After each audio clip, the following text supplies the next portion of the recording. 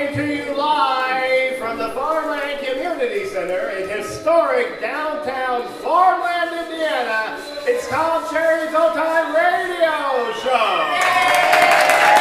Starring Ricky Carpenter, Ron Orlowski, Dave Carpenter, Bob Green, Katie Wolf, Jeff Rapkin, Rita Wessel, our soundman and sound woman, Jerry and Judy Cole, our special guest star, Mr. Larry Beck, and the man the ladies love to call scrumptious, Jeff Shaw. That's our Terry. Together we're going to turn that radio dial back to those thrilling days of yesteryear when radio was king of the airwaves and everyone sat around their Philcos to listen to their favorite programs. We'll be bringing many of those beloved shows back to life as we recreate the classic scripts from the golden age of radio. And greetings and salutations, ladies and gentlemen, boys and girls, friends and neighbors, Radio Rangers. Glad to have you here. Welcome, welcome. This is our big Halloween show. Yes, it's mysterious and spooky and altogether ooky. It's the Addams Family. No, actually, it's the Old Time Radio Show, of course. And yay for us. I think it's the Addams. We love the Addams Family, of course. And of course, you know, our first spine-tingling offering is an episode of The Witch's Tale. Yeah. Yeah, it's a horror series from the mid-30s to early 40s. And our hostess, Old Nancy, will be telling the tale of Frankenstein.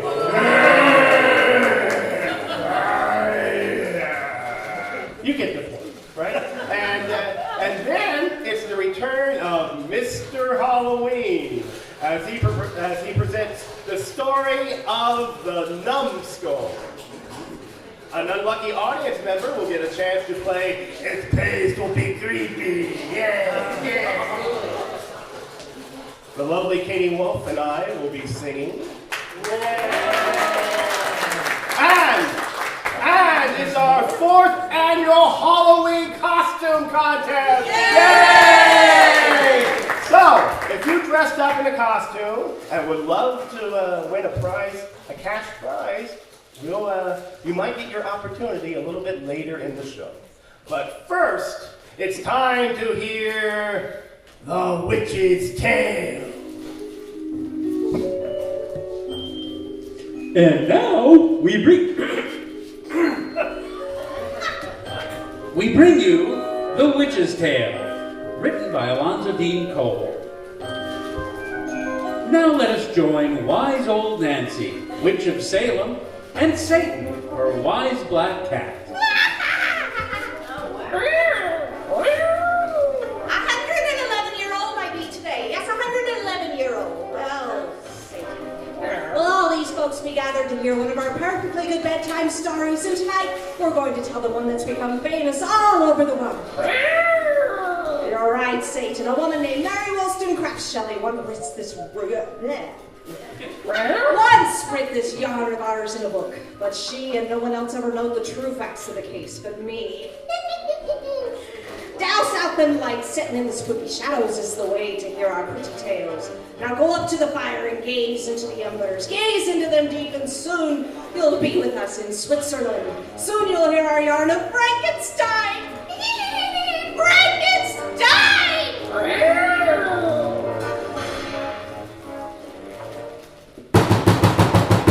All right, I'm coming. Break the door down. Who is it? It is I, Professor Volkman. Oh, come in. Good evening, Madame Maurice. Good evening. Ah, it's raining cats and dogs. Step inside so I can close the door. Ja, Madame Maurice. Just letting that wet umbrella drip all over my clean floor? Oh, I'm sorry. Oh, you men of science, I suppose I should be used to foolishness after keeping house for Victor Frankenstein. Oh, he's just a young scientist, Madame Maurice. Just wait until he reaches my age. You leave me shocked. There is our young Victor. In his laboratory? Is he ever anywhere else? He doesn't even come up for his bills anymore. What has he been doing in there, Professor, that he's so mysterious about? I don't know any more than you do. Victor is a genius, and a genius shares his secrets with no one. Professor Golden, I'm worried about that boy. In the last 6 months, he's changed. Changed? Yes, he thinks of nothing but his work of late. You know how much he loves his fiancée Elizabeth? There's 3 times he's postponed their marriage because it wasn't finished. And I'm afraid of what he's doing. It is unholy. Madam.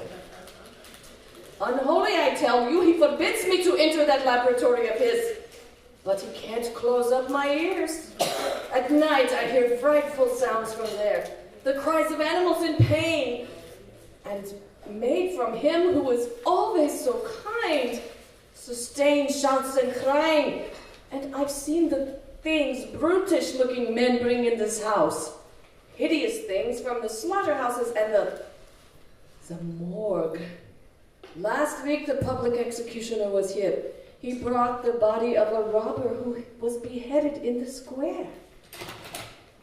There's no need for you to worry. However disgusting the tools he employs, you may be sure the object of Victor's work is to benefit mankind. I hope you're right, but he's coming from the laboratory. See him lock the door behind him? With the care he takes, one would think that the room was filled with gold. Good evening, Victor. Oh, Professor Waldman, I'm so glad you received my message and came at once. Oh, Madame Maurice, get your hat and cloak. I must send you to his sisters. In this awful storm? Oh, is there a storm? Is there a storm? Then you must call a cab. I'm sorry, but Professor Waldman and I must have the house alone. This is the night for which I've waited so long, the night in which I'll finish the crowning achievement of the ages. Victor, you are trembling with excitement. What have you done? Tomorrow all Switzerland will know. My name shall ring throughout the world. You shall know first, dear Madame Maurice, but tonight you must go. You must go now. You mean your work has ended? Yes. Oh, there will be no more dead bodies coming through the door and no more horrors from the slaughterhouse. No, that's over, madame. Now go. I'm going. Even if I catch my death of cold in this awful storm, it will be worth it. Go. Please I'm go. I'm going. Victor, what have you discovered? Wait to see if she's out of hearing. She wouldn't understand. She's gone. What is it? Come in, please. Come into the laboratory. Professor Waldman, from the putrescence of death, I have wrested the secret of life. Life? Yes, I, Victor Frankenstein, have created man. Look at him there. Bit by bit I fashioned it. His organs, his limbs, his brain, his external flesh. A beautiful sleeping giant. But sleeping only until I give him life. But now the time has come. That's why I sent for you, old teacher. You pointed out the path. I know nothing of this. Yes, you sent me to the ancients for forgotten knowledge. Through them I learned of magic and the hidden truths of nature. But I have gone beyond the ancients. In a moment I shall make a man. I shall be as God. You blaspheme. Why? To the race of whom this giant will be father, Frankenstein will be God's name. Blasphemy. No, for I am greater than your Lord. You're mad. Ha! Look at this puny human tribe which he created. They must have delicate foods, long hours of rest. They're weak, decayed, and gorged with sickness, afraid of heat and cold. Compared to this child of Frankenstein's great genius, men are flies living out a summer day. Look at him there. 8 feet tall, a mountain of strength. Immune to illness, weather, and fatigue, with a brain that grasps in a single hour all that man must take a year to learn. This machine will give him life. I pull the lever. Watch! No! In a moment he will breathe, and I shall have improved on nature.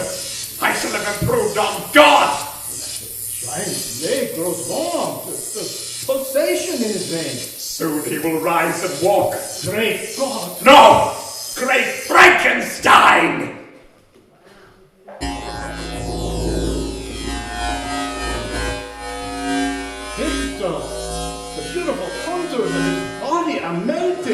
What? His flesh is shriveling like a mummy's. He's becoming ugly, misshapen. You are creating a horror. The machine, now I'll turn it off. Too late. He breathes. It's worse. He lives. May God forgive you, Frankenstein. You've made a monster.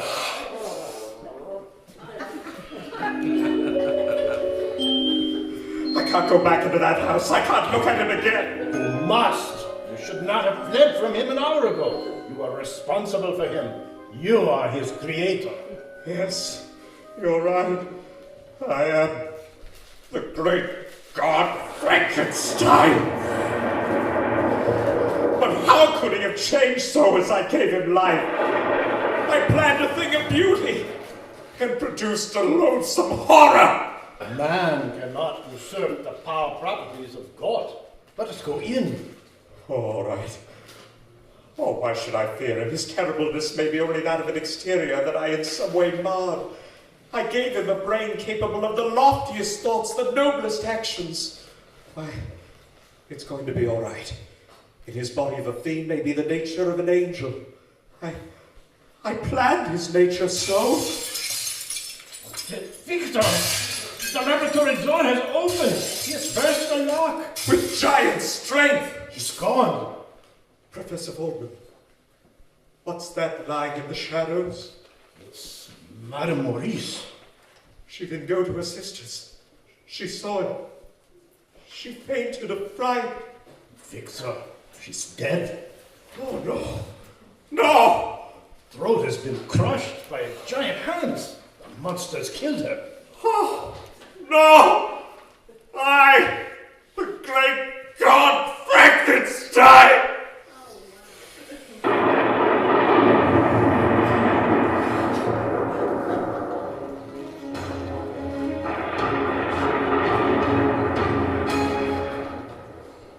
Well, my boy, how does it feel to be on your feet again?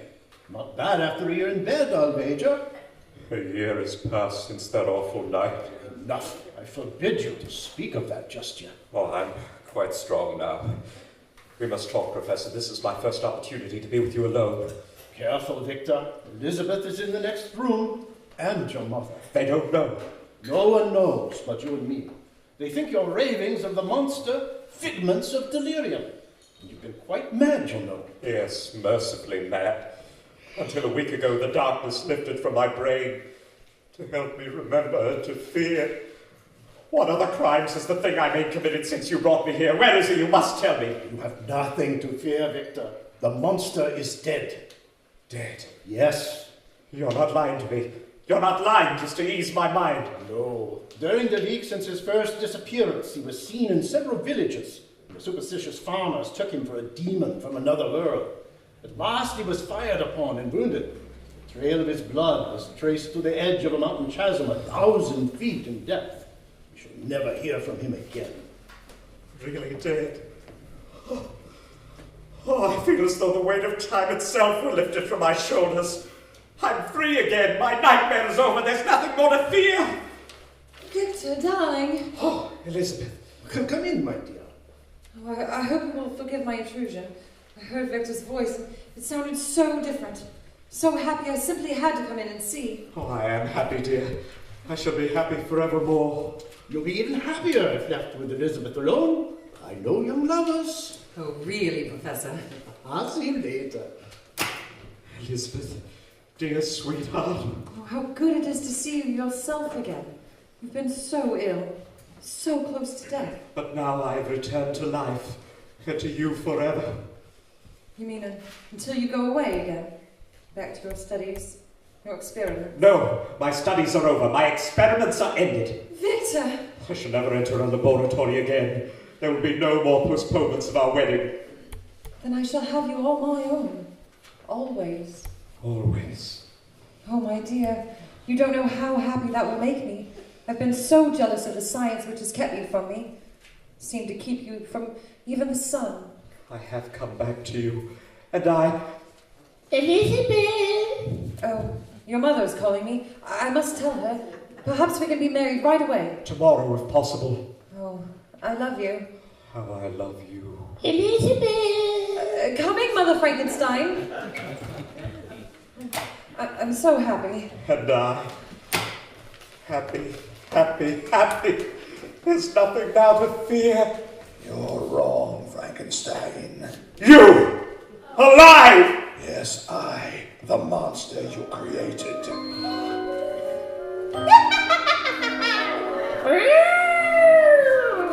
And Satan, these folks have got to wait a moment to hear the finish of these yarns. Then we'll tell them some true facts about this Frankenstein and his monster that will make their hair curl. You are listening to The Witch's Tale, and here once again is old Nancy, Witch of Salem, and her black cat, Satan. 102-year-old I be today. Yes, sir, 102-year-old. Well, Satan, if these folks would just douse out them lights, make it nice and dark, we'll finish telling them that pretty story we began. We already told them how the scientist fella discovered the secret of life and made a monstrous ugly giant whose first act was to strangle an old lady. Then he disappeared and the fella who made him thought he'd been killed. Been killed! A year later and we hear the giant's awful voice calling him, "Now draw up to the fire and gaze back into the embers. Gaze into them deep and hear the rest of our yarn of Frankenstein." Frankenstein! I followed you to this desolate place as you bade me. What do you want of me? To show you my home, Frankenstein. This barren cave upon the mountainside. Exposed to the wind and howling beasts. Here I, the monster you created, live, whilst you resided in comfort. I want to show you my solitude while you are planning marriage. I thought you dead. You made me too strong. The fall you heard had killed me, but could not destroy my body. I simply disappeared from man, because man had shut me out.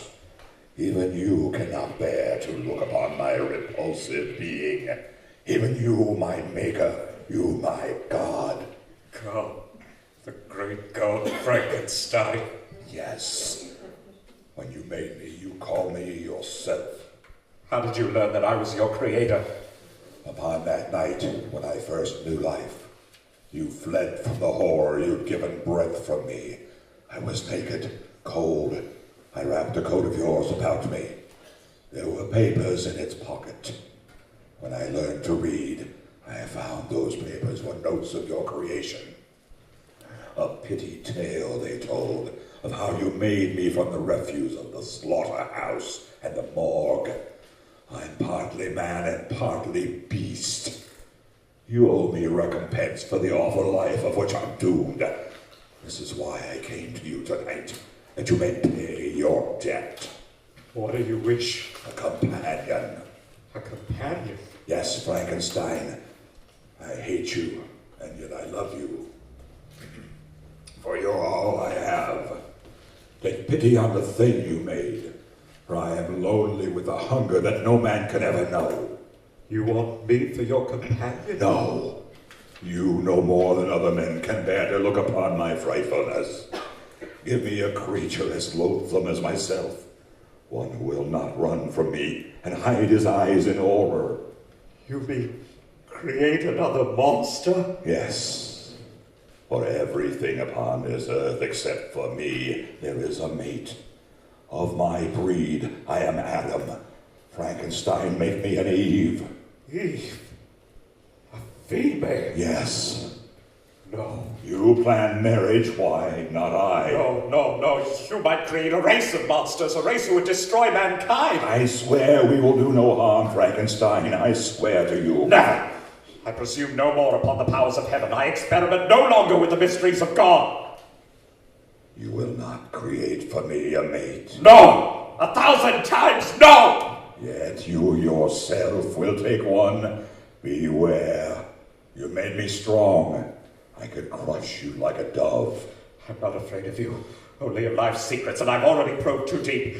I will not do the thing you ask. Then die. Strike! Strike me down, you foul creature! No, I spare you now. At the hour of your greatest happiness, I will strike. Straight to your heart, Frankenstein. Wait and fear. for I'll be with you on your wedding night. On your wedding night.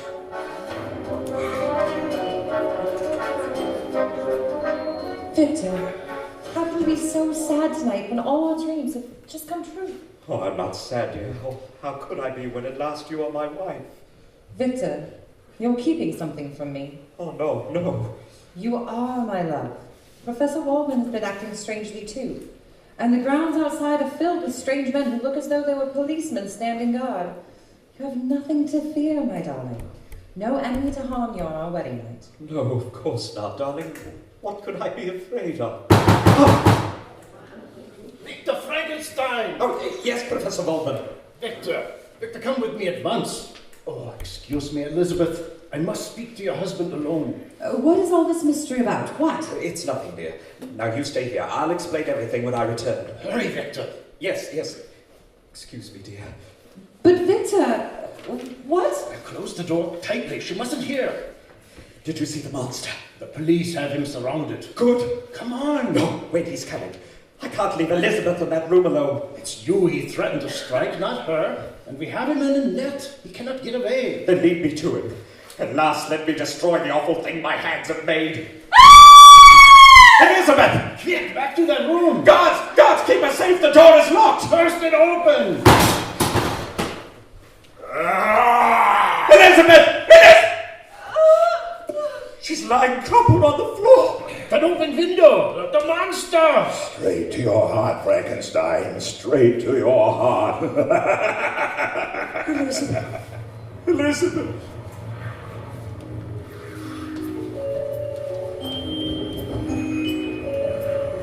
So, this time, Frankenstein, you tracked me down. You fiend of hell! Stand out from those rocks where I can see you!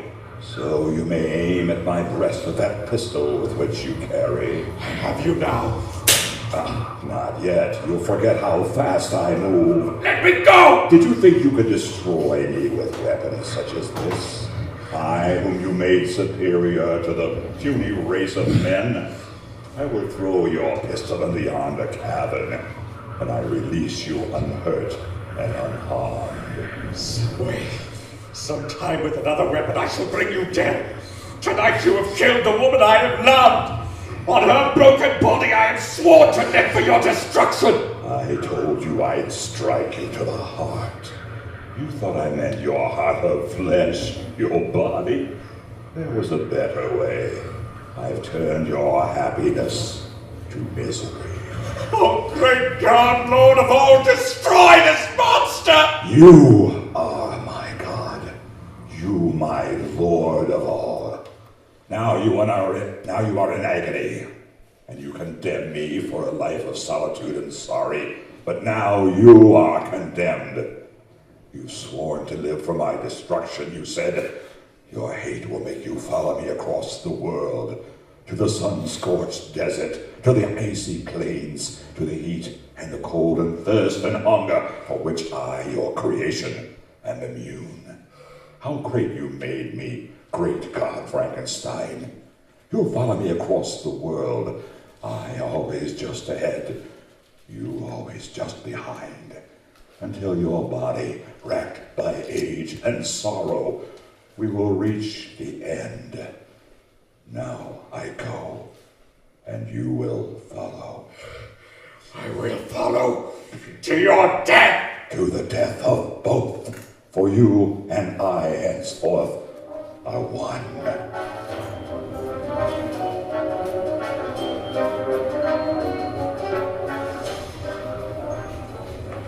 Hello, castaway! 3-point starboard! Castaway! 3-point starboard! A castaway? Here in the Arctic Circle? Aye, sir. Lookout spotted a man on a floating block of ice. Probably broke away from the mainland, sir.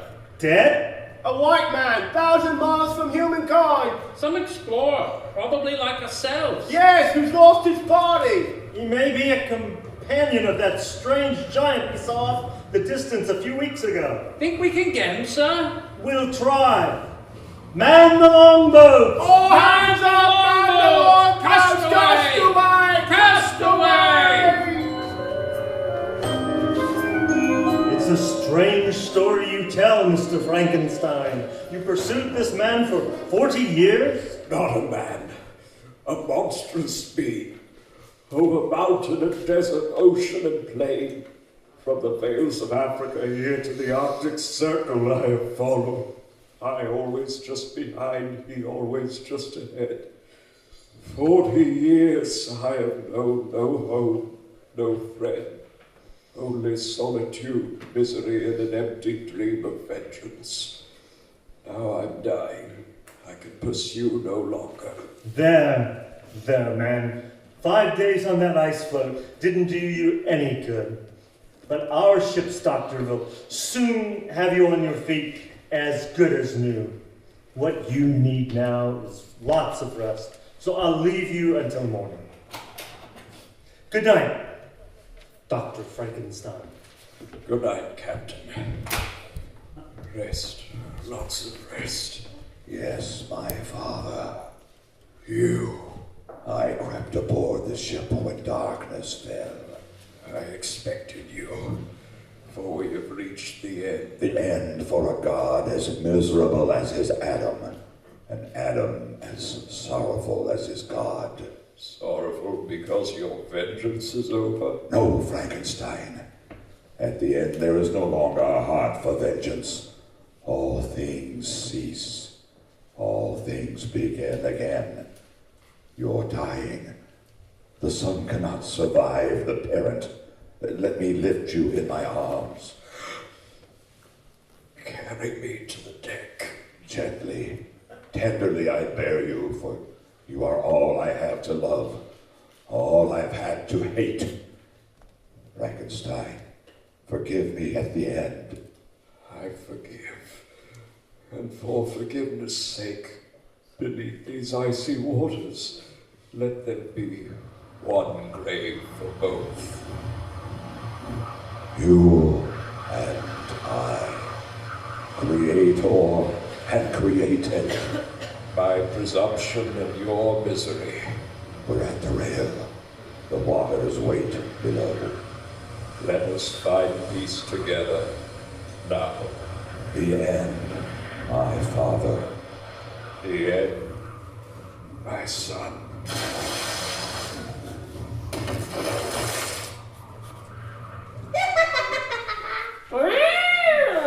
And them's the true facts of the story of Frankenstein. Come see us next time, and Satan and I will have another yarn to spin for you.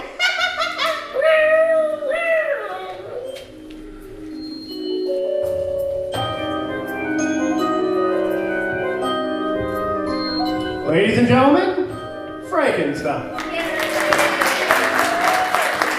With John Orlowski as Dr. Frankenstein, and Bob Green as the monster.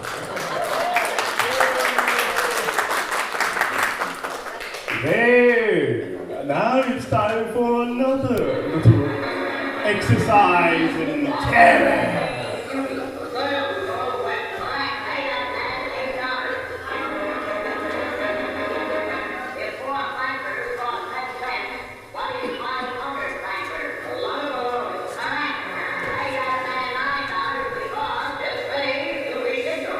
Oh, you wish you could be playing in days to be ignorant. No, it's Halloween, so it means it's time to play the game that all the ghosts and ghouls love. It pays to be creepy.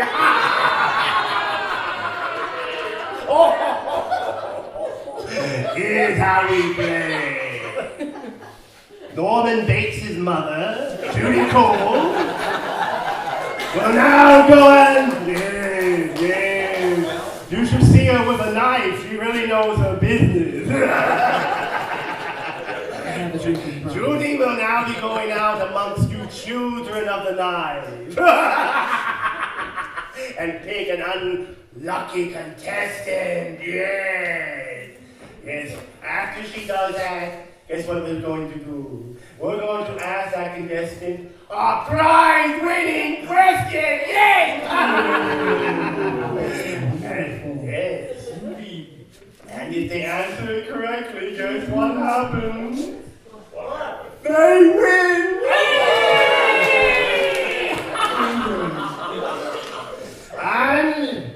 they answer it incorrectly, they go to the gallows!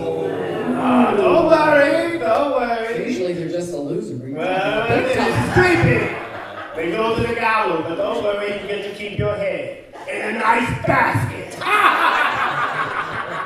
Judy, what foul, miserable creature did you pick for today's show? This foul, miserable creature is Tony Lore.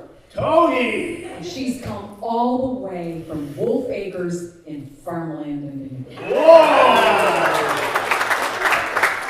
And she's here with her adorable husband, Jess. You need to stand up so they can take a look at yours.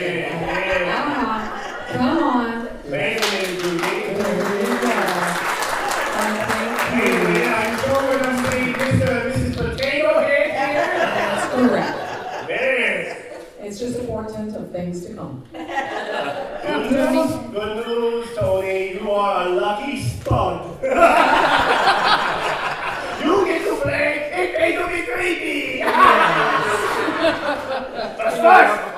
But first, Tony, I must ask you 3 qualifying questions to prove you have the right stuff to play It Ain't Gonna Be Creepy. Are you ready? Ready? Yes. Oh. She's no mashed potato. We made a sterner stuff than that. Yeah. All right, Tony. Do you like to sleep in a morgue? No. Oh. No sense of it. Okay. Let's try question number 2. Do you like to bathe with leeches? Oh, Tony! You're disappointing me! Final question. Do you like to slurp tripe through a straw? Tripe. It's the nasty part of the meat you don't really want. You know. Oh, Tony! You're not creepy! But don't worry, Tony. In the spirit of Halloween, we will let you play It Pays to Be Creepy! Yay! All right, Tony, are you ready for the prize-winning question? Yes. All right, Tony. Here's our question. What runs around a haunted house and never stops? What runs around a haunted house Casper the and never Ghost. stops? It's the Dead Nut Society over here. Yeah. Seize the day, kid. Tony, do you know the answer to the question? What runs around a haunted house and never stops? The spirit ghost. Oh, Tony. I'm sorry, you got it incorrectly. Of course, the answer to the question, what runs around a haunted house and never stops? A fence. A fence, yeah. But Tony, you may not be a creep, but you're not going to leave here empty-handed. Oh, no. Judy, tell this wonderful potato what she wants. Well, let me go over this list. Oh. Okay, you got a $10 gift certificate to the Chocolate Moose. Ooh. All the way across the street. Do you need directions, Tony? No. Be careful, Tony. If you go over there dressed up like that, you might become a tater tot. She just got rid of her tater tots. Okay, you also have a tour guide of Randolph County. Ooh. You also have a postcard of Uncle Mercado's afternoon in Farmland. Ooh. And not only that, but another thing for Randolph County, so you can explore our beautiful county. Ooh. I don't know that it has marked on there where you guys went necking. Anyway, you also get... Judy.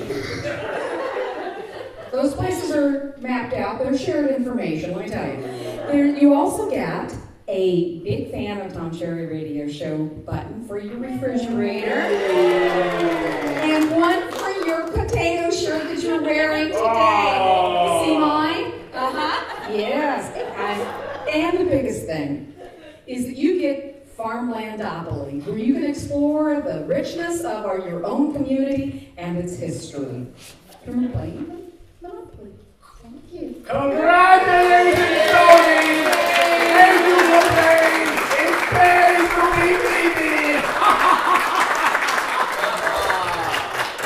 Okay, friends.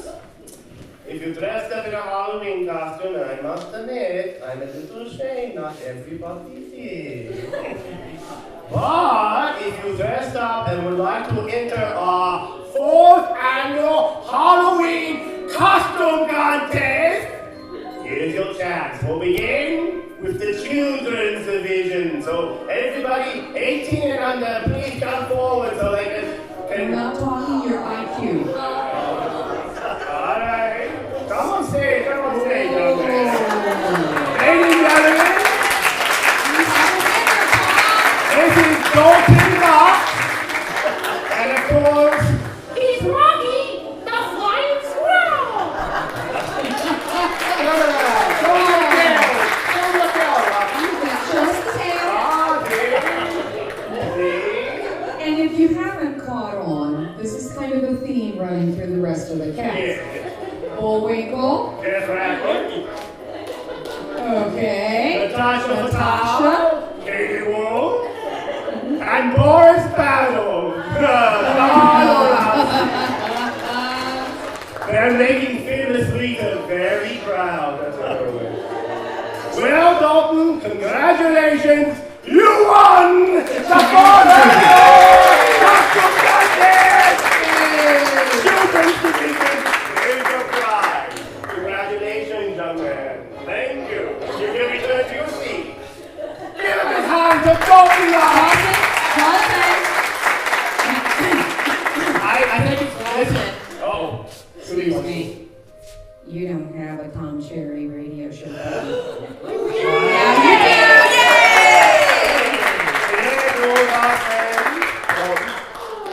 I think this is the second year that Dalton has won our contest. He's on a streak. He's on a streak. Now it's time for the adults.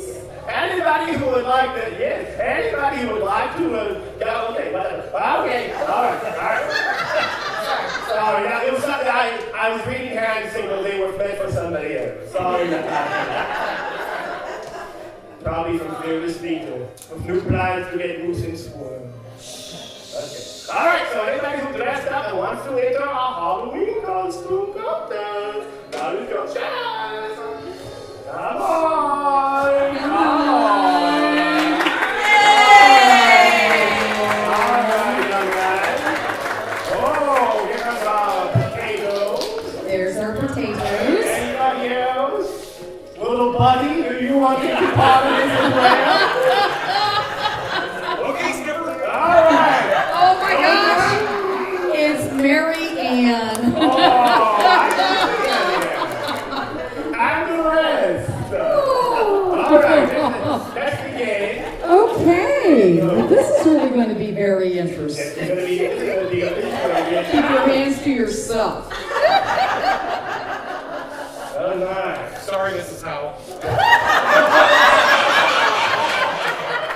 Call her again. Call her that again, and you'll be in the house there. Okay, so we have here Cliff and Cindy Lowe, obviously of the SS Minnow.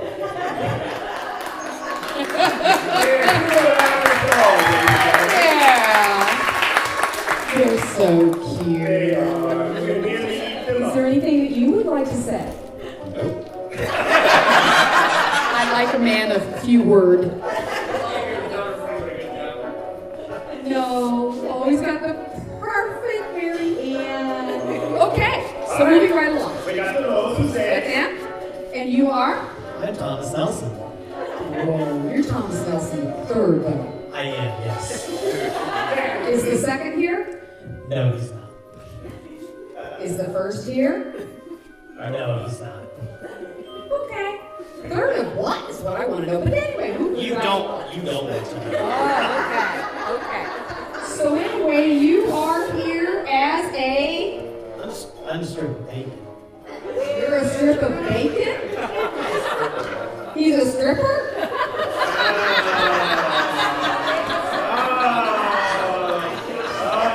That's gonna take a while to unsee. Everything's better with bacon.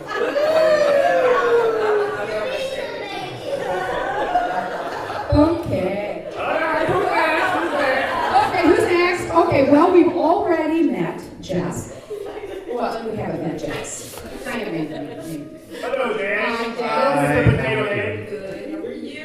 Great. Best show ever. Best show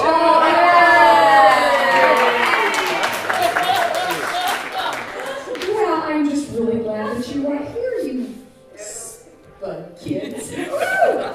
Okay, so there we go. Alright, you made the introductions. And as always, the audience gets to choose who is the winner. So, we're going to judge this by applause, the louder you are. Now, I have a question. Julie. Are the spuds together, or are they one? Or separate? Are they one or separate? They're one? Okay. And then we have bacon. Now, he's one. They're one too? Yes. Okay, so Mary. Is that fair to all the participants? What happens when you get married? You have to share everything. You work, Wendy. Okay, that explains why Jerry's dressed the way he is.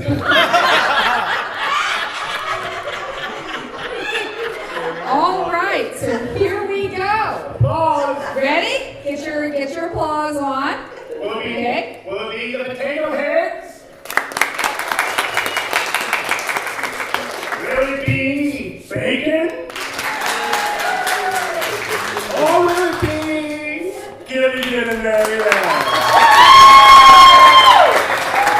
Well, folks, I guess we have our winner. Congratulations, Cliff and Cindy Lord!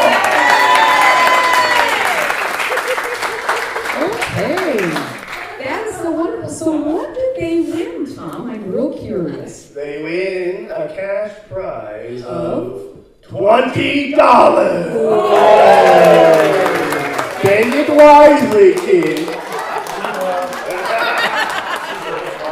And you all get to plan for next year's Halloween costume. Oh, wait, hold on. I forgot. Hold on. There's more? Yes. There's more? Yes, there's more. I forgot. He's going to the kitchen. He scares me when he goes to the kitchen. Can I see more prizes? More prizes? Yes. Oh my! Courtesy of our friend Marianne. Congratulations. Mr. and Mrs. Potato Head, you win the cutest costume. Thank you for playing along. Cutest costume. And Mr. Thomas Nelson, you, well, okay, the scariest costume. Yeah. Keep on stripping, kids, you'll all be petrified. Thomas as a stripper. Right, there you go. That's how he's scared. See, folks, everybody wins at Tom Sherry's Old Time Radio.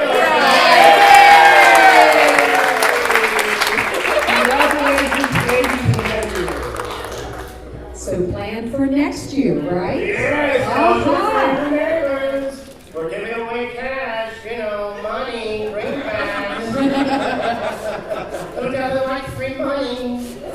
Apparently, most of Farmland. But we're moving on now. Yes, friends, it's time for Mr. Halloween.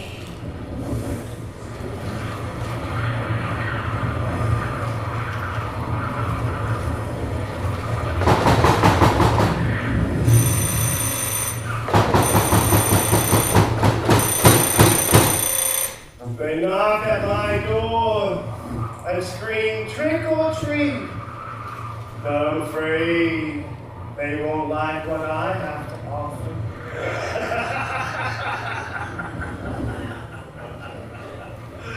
They call me Mr. Halloween, and I have plenty of scary tales to tell. Trick or treat? You decide.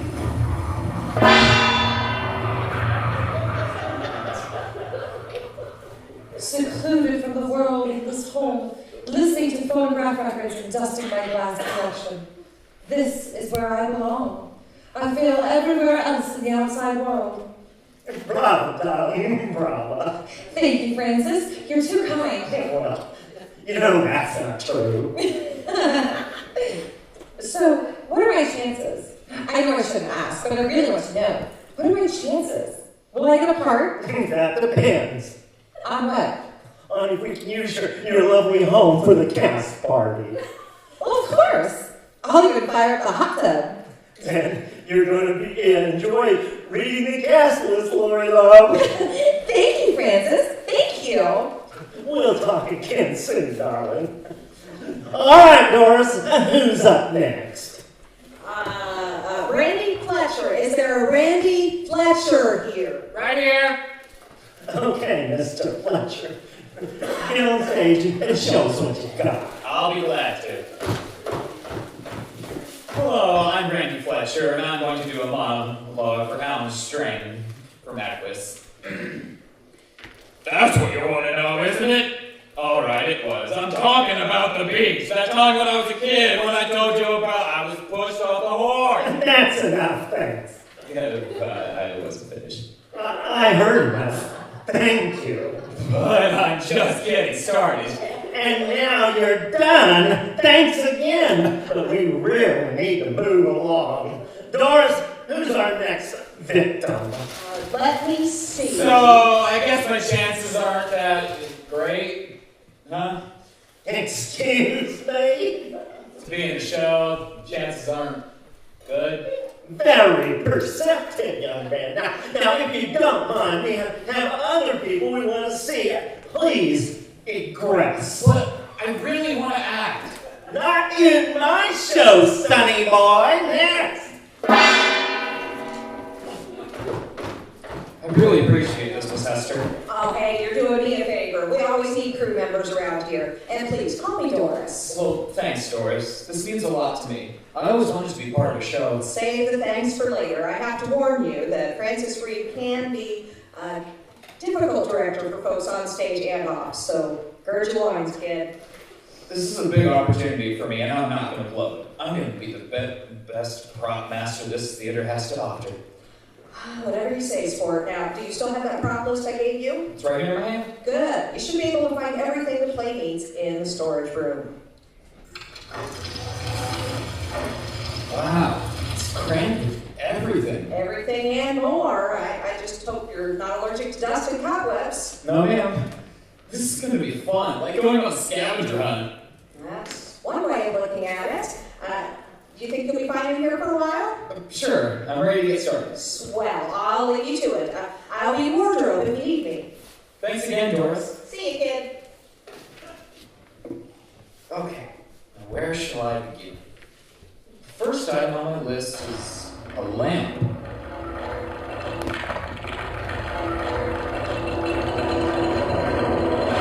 Whoa! That made me jump! Yeah, that door does that all the time. Nobody knows why. Of course, some nervous Nellies around here blame it on a ghost. Excuse me? Now, I don't believe in ghosts. Never did. Divots, on the other hand, I do believe in. I have to.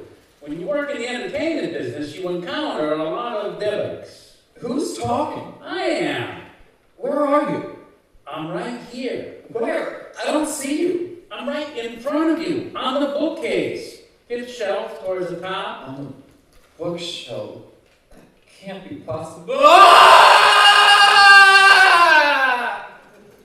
Thanks a lot, kid. You're doing wonders for my ego. You're a skull. A talking skull.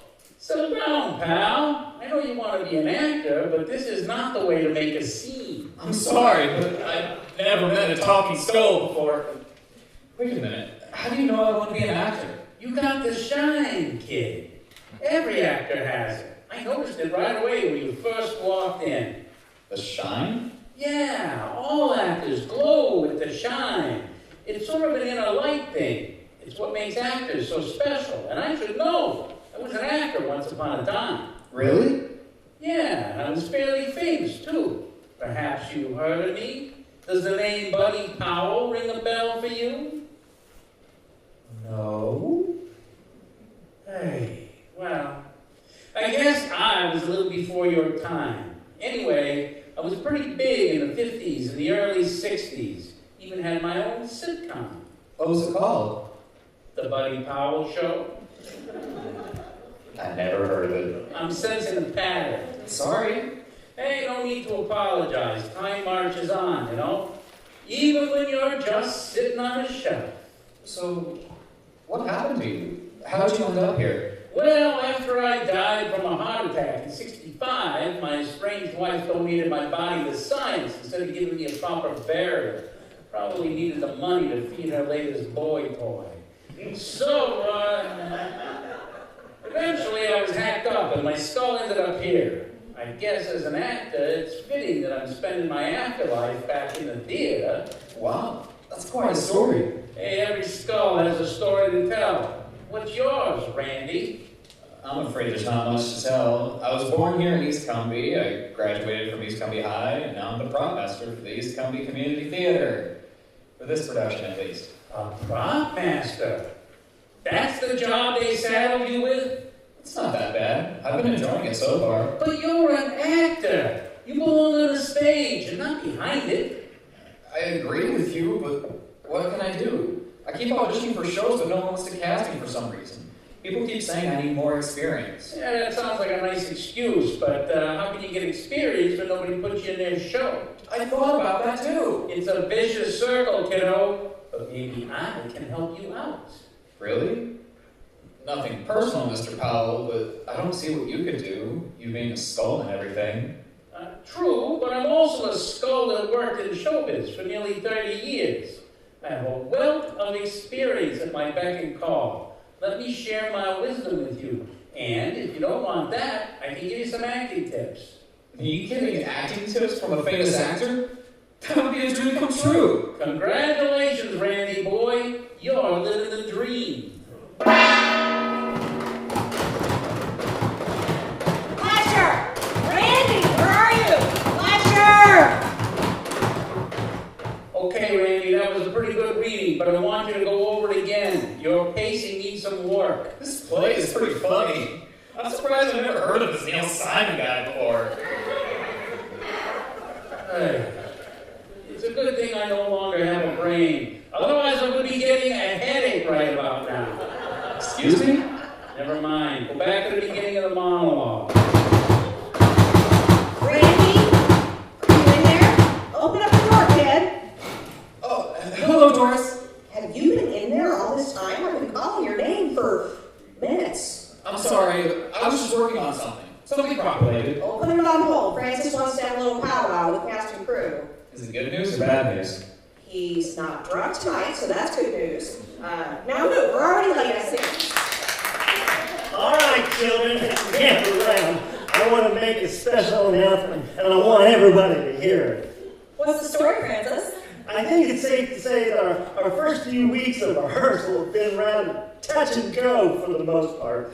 Some nights were so shaky, I was afraid I was going through detox again. But tonight was a major turning point. Tonight, you wonderful actors proved to me we have a great show in the making, and I want to thank you all for giving me hope that excellence can be achieved in community theater. And special kudos to our leading man, Ethan Wolfhard.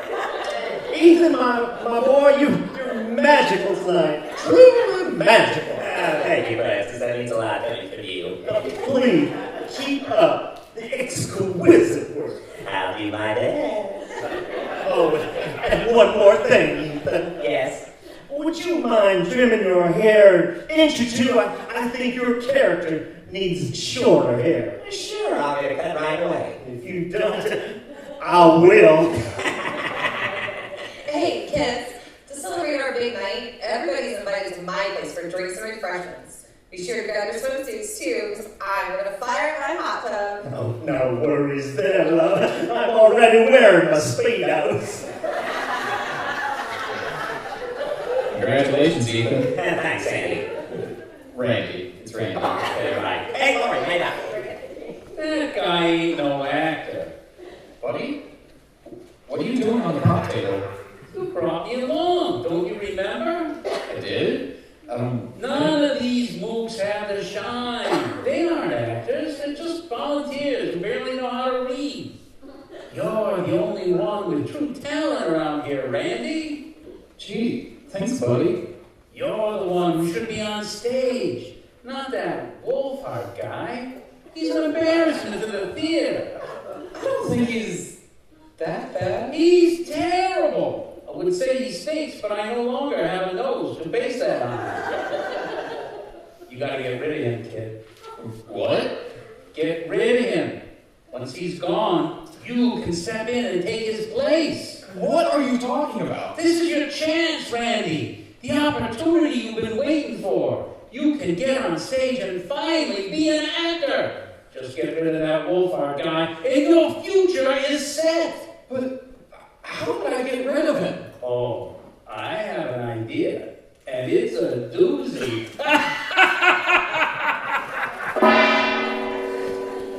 Yeah, I just got home. Yeah, thanks again for last night, Lori. You were running lines to your house that really helped. Yeah, I hope we can do it again soon. Tonight? Yeah, fantastic. I'll be there. Laters. Hello, Ethan. Hey, how did you get in here? What are you doing in my house? Francis Reed sent me. What are you doing with those scissors? He wants me to cut your hair. Hey, get out of here. Stay away from me. No.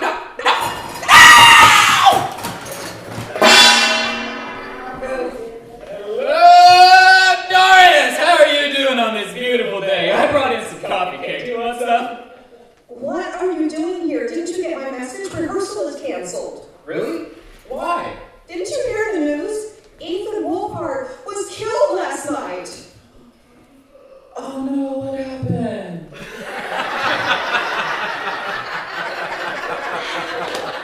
Somebody stabbed him to death. That's terrible. Yeah, according to the newspaper, he was stabbed 63 times. 64. Excuse me? There you are, Doris, darling. I knew I'd find you here. Hello, Mr. Reeve. Oh, hello there, you. Doris just told me the horrible news about Ethan and... Dreadful news. The boy was taken from us much too soon. The stage has lost a life, but the heavens have gained a star. And if you need any help in replacing him... Ethan can never be replaced. Of course, the show must go on. Sad, but true. My thoughts exactly. So if you need somebody to take over his role... Thankfully, his part's being played beautifully by his understudy, Mitch Deerfield. Understudy? Ethan has an understudy? Yes, Mitch Deerfield. Are you not paying attention? Nobody told me he had an understudy. Why would anybody tell you that? After all, you just run the lights. I'm the prop master. Some difference. Now, Doris, we really need to have a little confab, and I mean immediately. Shall we talk somewhere a little more private, darling? But I want to... Sorry, Randy. But thanks for the coffee cake. Coffee cake? How scrumptious! There goes my diet. An understudy? You gotta be joking.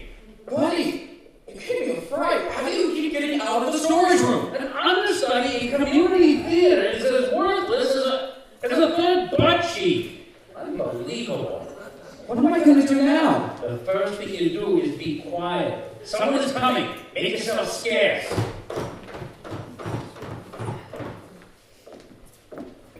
I told you Ethan's costume would fit you perfectly. I don't know. It's pretty snug and a crotch. Like I said, perfectly. You're a naughty girl, Lori. I think I'm going to enjoy having you as my leading lady. We should really run our lines together. to my place and fire up my hot tub. Among other things. Now who's being naughty? Let me change out of this and then we can get going. Whatever you say, Mitch. So that must be Mitch Deerfield. You mean the former Mitch Deerfield. What do you mean by that? You know what they always say, kid. If at first you don't succeed, try again. You're sounding pretty good. You're looking pretty good. No, wait. I'm being serious. The way you read your lines really did justice to the material. I'm sure Ethan would be so proud of you. Well, I hope so. I'm going to dedicate my performance to his memory. Put it in the program. Everything. Maybe take an ad out in the paper. Aw, that's sweet. Well, you know, that's just the type of guy I am. Okay, enough talk. Let's make out. Don't mind me! Ah! Who are you? It's that usher guy from the theater. Sandy or something. It's Randy. My name is Randy. Your name is going to be dead meat if you don't get out of here. This is a private party. What do you want? Just, to fire up my chainsaw!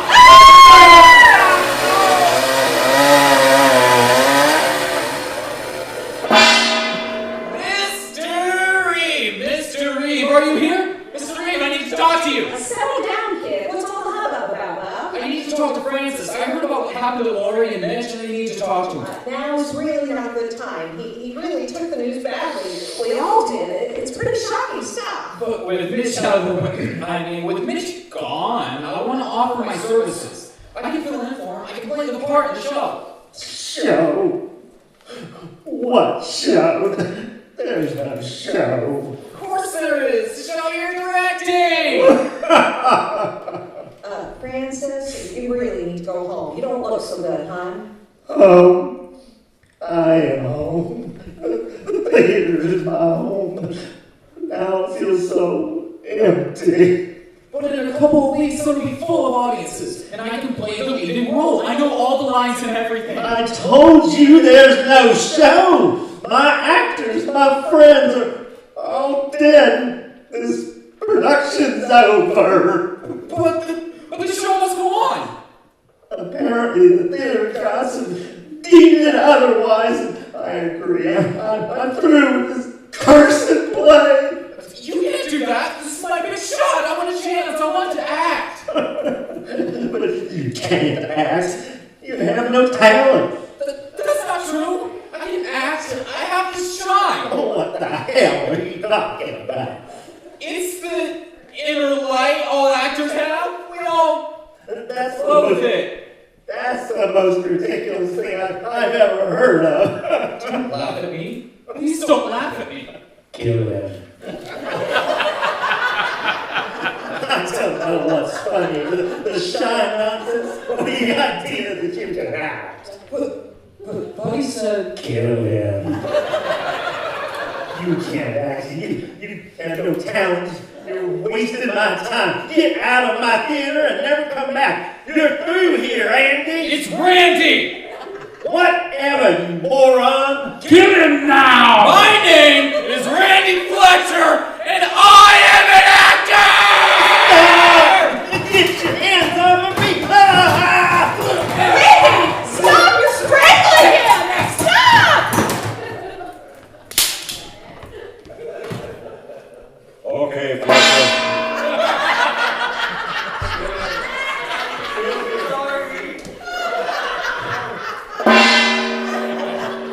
Okay, Fletcher, I'm giving you one more chance. Leave the storage room with your hands up and surrender peacefully. Listen to the nice policeman, Randy. Give yourself up. Leave me alone. I just want to be left alone. Okay, Lou, knock it down. Right, thank you. What do I do now, buddy? Please tell me what to do. Okay, Fletcher, you're under arrest for the murder of Francis Reed. You have the right to But it's not my fault. Buddy made me do it. Buddy told me to do it. Are you saying you had an accomplice? Buddy said I had talent. He should know because he was a famous actor when he was alive. And he said I had to shine. He said I was a famous actor too. Of course he did. Just listen to the skull. He'll tell you everything. Please, just listen to the skull. Take him away, Lou.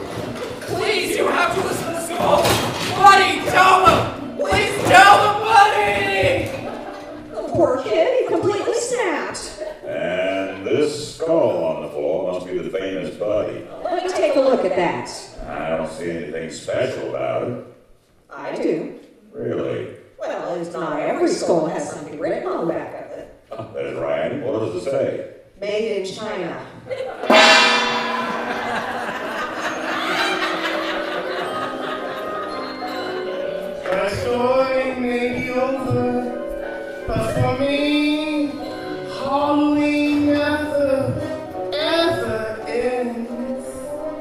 Join me next time, and I'll tell you another terrifying tale.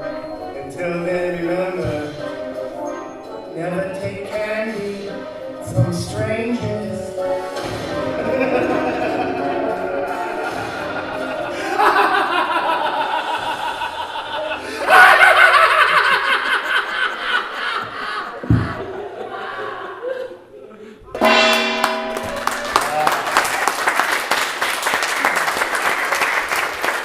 Mr. Halloween! Dave Carpenter and Sandy. Oh, Randy Fletcher! Randy! Randy, that's it. And Jeff Rappin as Bunny Pop. Okay, all right, okay. Are you ready? This is going to be interesting, folks. It is going to be interesting. Okay. This is Halloween, and of course we had to come up with a good Halloween show, so why not do a song from a musical about how a boy and a girl meet, and it's all because of a giant green flesh-eating plant from outer space. So, me and Katie Wolf will be singing Suddenly Seen.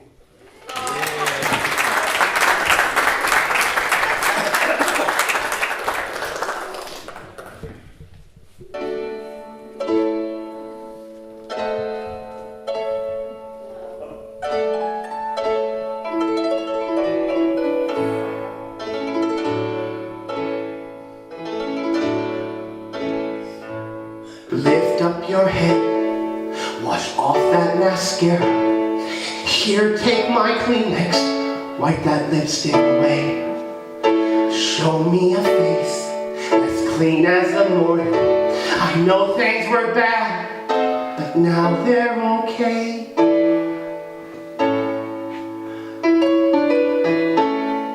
Suddenly Seymour is standing beside you.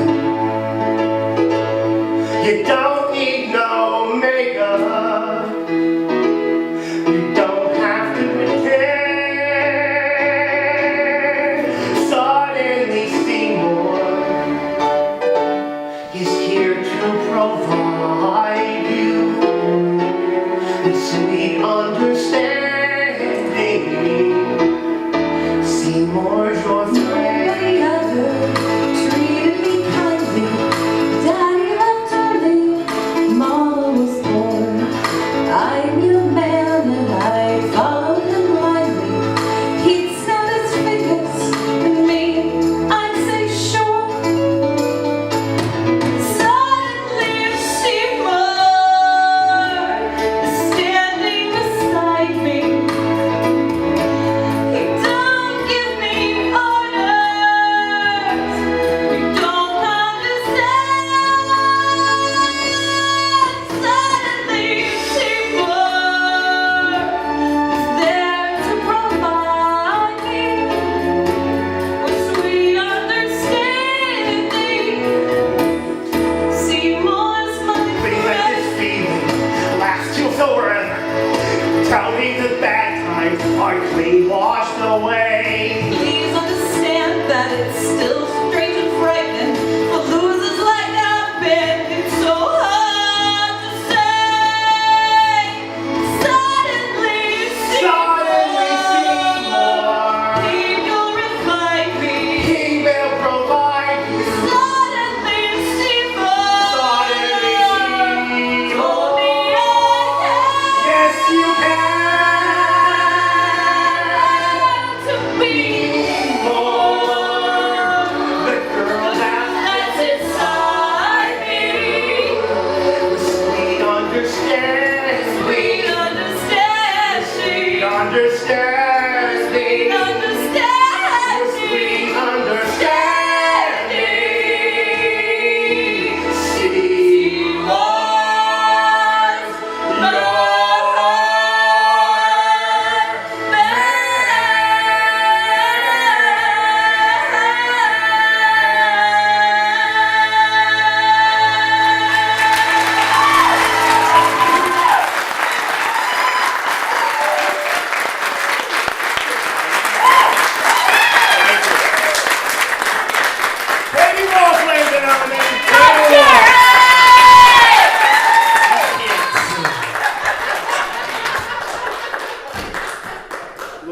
before.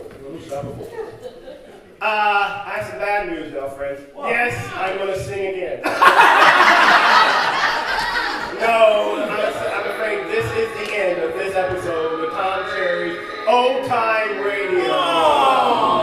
But before you go home and get your soap and your toilet paper and your eggs, to do your Halloween mischief, how about a hand up for our wonderful cast, Wendy Carpenter!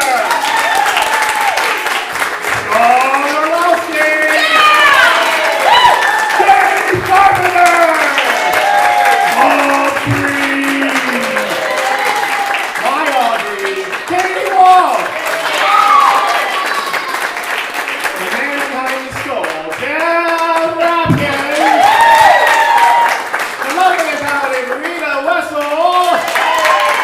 Our favorite noise makers, Jerry and Julia Cole! Our special guest star, Mr. Larry Bell! And of course, the man who made these call scrunches, Jeff Shaw. And Tom Cherry! Hey, good news, folks. Here's something interesting that's coming on. Our very own, besides being a talented actress, Wendy is also a talented artist as well. And Wendy will be at the Muncie Mall November 11th, 2 through 5 p.m. for the Canvas Project. And Wendy will be painting a 4x5 canvas, not Kansas.